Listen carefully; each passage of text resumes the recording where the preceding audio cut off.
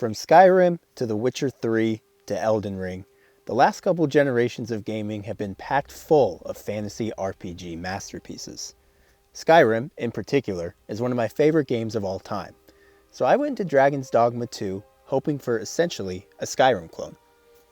20 hours into the game though, and I am shocked at just how different this game is from not only Skyrim, but from most of the other fantasy RPGs out there. And I mean that in the best way possible. Dragon's Dogma 2 has exceeded my wildest expectations. In my eyes, this game absolutely deserves to stand amongst other fantasy RPG giants such as Skyrim or The Witcher 3, but what Dragon's Dogma 2 deserves the most praise for is just how unique it is when compared to those other titles. So today, I want to talk about what Dragon's Dogma 2 does differently to stand out amongst its peers, and how it cements itself as a truly unique masterpiece in the fantasy RPG genre. First, let's talk Vocations. Vocations are the game's class system and are remarkably flexible when compared to similar systems in many other fantasy RPGs. Usually when you start a new Skyrim playthrough, you have in mind from the start what kind of build you want to make, and you spend most of your adventure working towards said build. Dragon's Dogma 2, on the other hand, actively encourages you to switch your build up as you advance through the game. Take my experience, for example. I knew I wanted to be magic based, so I began my adventure as a mage. I was having a good time with the class, but a couple hours into my adventure, I unlocked the sorcerer vocation, which is essentially a more offensive take on the mage class, so I immediately switched over. Rather than feel like I wasted time as a mage though, I was able to transfer some of the skills I picked up with that vocation over to my new one and hit the ground running with my new class. I was having a blast summoning lightning strikes from the sky and shooting fire from my hands as a sorcerer, and was pretty content on playing through the rest of my adventure that way until I stumbled upon the Mystic Spearhand class. The Mystic Spearhand is basically a fantasy version of Darth Maul. You have a double-bladed spear, can shoot magic blasts from your hands, and can teleport all around the battlefield. In terms of sheer badassery, nothing compares to the Mystic Spearhand, so I had no choice, I had to switch vocations again. Shortly after that though, I randomly found a flaming staff specifically for the sorcerer vocation that was so cool that my roots began loudly calling back to me. Since then, I've basically split my time between the two vocations, and while some similar games might punish you for such a thing, Dragon's Dogma 2 rewards it.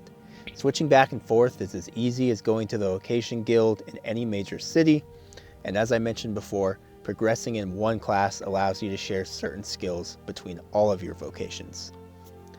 I'm pretty content with focusing on just these two classes for now, as every single vocation has a wide variety of skills and customizations available for it, so my hands are pretty full juggling just the two. However, I know that at some point I'm going to find a weapon or some armor that is so cool that it's going to force me to at least try out its respective vocation, and I can't wait for that moment. This is a beautiful, flexible, and addicting system, and I'm looking forward to at least dabbling in every vocation over the inevitable 100 plus hours I'll be spending with this game. Okay, let's talk about Dragon's Dogma 2's fast travel system, because oh boy, there's been a lot of discussion on this topic. First off, let's quickly address the microtransactions discourse. People are very upset about the microtransactions in this game, and while I agree that it would be ideal if they did not exist, the complaining has gotten a bit out of hand, and some of the complaints have been a little misconstrued. There seems to be some misconception that you can pay money to fast travel, but that's just not true. However, these people are correct in the sense that fast travel is very limited in this game. And at first, I thought this was a pretty stupid design choice, but the more I played, the more I realized just how beautiful the fast travel mechanic is in this game. First, a brief overview of the system.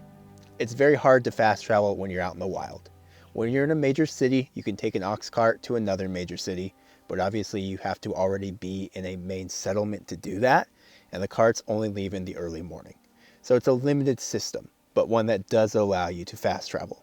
However, when you're out in the wild, you can only fast travel with a fairy stone, which turns out is a very rare item. I think I accumulated 4 or 5 of them over 20 hours of play, and I blew through the first couple almost immediately because I didn't realize that they were actually pretty rare.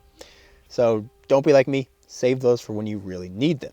The point being here that when you are out in the wilderness, like you will be for a lot of your game time, it's pretty hard to get back to a major city. You basically just have to manually travel back there. And while these limitations may sound annoying, the lack of fast travel makes being out in the wild really feel like you're out in the wild. You have to find places to camp when night approaches to recover strength, and you have to be prepared to be out in the wilderness for long chunks of gameplay. At one point, I was on a very long journey, trying to get to the second major region, and my party was on its last leg. In other fantasy RPGs, this is where I would pull up the map, find a major city, and click the button to immediately transport to it and heal my team. Not an option here. Health was low for everyone as we stumbled through the wilderness as night quickly approached, desperately looking for a place to set up camp. Tougher enemies come out at night, and I knew that we were in no position to endure another battle. Luckily though, we climbed up a hill and I saw buildings on the horizon. We had stumbled upon a small checkpoint town in the mountains. I breathed a huge sigh of relief, knowing that we could rest at the inn there until the morning and restock on all of our supplies. It doesn't sound like much, but this is one of the coolest, most immersive moments I've ever experienced in gaming. All fantasy RPGs have you resting at inns and restocking on supplies, but this was the first time that it felt this legitimately earned. I actually felt like an adventurer, stumbling upon salvation after a long and dangerous trek. It might sound like I'm overstating it, but this was when I realized that I was playing something special. I was so relieved to be among civilization again that I even stayed in town for a couple in-game days, fulfilling requests and completing side missions for the local townsfolk. This fast travel system might wear on me eventually. At some point I might be 100 hours into the adventure, and having to trek across the same paths I've traveled a million times might not be quite as charming as it is now. But for the time being, I love the fast travel limitations at play here, and the system as a whole feels like one of the most immersive aspects I've experienced in the genre. And then we come to one of Dragon's Dogma 2's defining aspects, its pawn system, which is basically the game's answer to the genre's standard party or followers mechanic. At first, I thought I was going to hate this aspect of the game. I always go it alone in games like Skyrim, preferring to be a lone wolf with no followers to slow me down or get in my way. I was prepared to approach Dragon's Dogma 2 the same way, and then I made a giant warrior lion man named TK for my primary pawn. And a couple of hours in, I realized that I would die for him. So yeah, the pawn mechanic grew on me just a little, and oh man, what a mechanic it turns out to be. Pawns learn and grow with you. You can tell them how to act, or they can simply learn by watching you and how you handle things. You can borrow pawns from other players and send yours out to assist others as well. There's still a ton I don't understand or know about the system. I mean, to be honest, I still don't even really understand what a pawn is. But based on my adventures with TK alone, I can already say that I'm a huge fan of the mechanic. Speaking of which, let me just talk about TK for a minute. In addition to being a hilariously looking giant lion, the man, or creature, is undyingly loyal. It's actually pretty funny. As the Arisen, you are basically a god to these pawns, so there's some legitimate laughs to be had as you listen to all of them kiss your character's ass as you adventure with them. TK also has a hilariously goofy voice, and I will never tire of him telling me that he spotted a treasure chest in the distance. Anyway, about 12 hours into my adventure, I witnessed TK kick the bucket when we were fighting a particularly tough foe, and I wasn't able to revive him in time. I was devastated. Was I going to have to lose hours of progress and reset just to bring him back? I knew I could not lose him. Luckily, I found out you can always bring your main pawn back just by accessing a rift portal, so a major crisis was averted. All this is to say that this system that I was prepared to not care about whatsoever has become one of my very favorite aspects of this game. And the best part is, I feel like I've barely scratched the surface of it.